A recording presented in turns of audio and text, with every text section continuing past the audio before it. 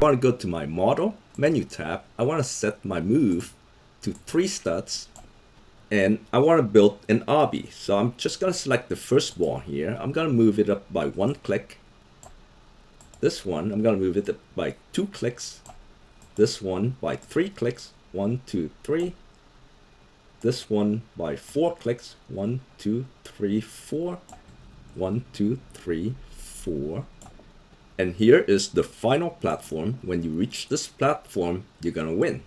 So we're gonna move that up here. And now go to your workspace, look for the base plate, select the base plate, press delete.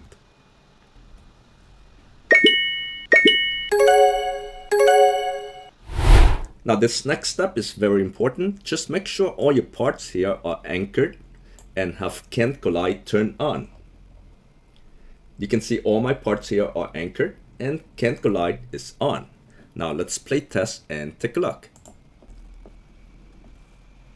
You can see I have spawned into the spawn location, and now let's play the game. We almost made it. Yay! I won.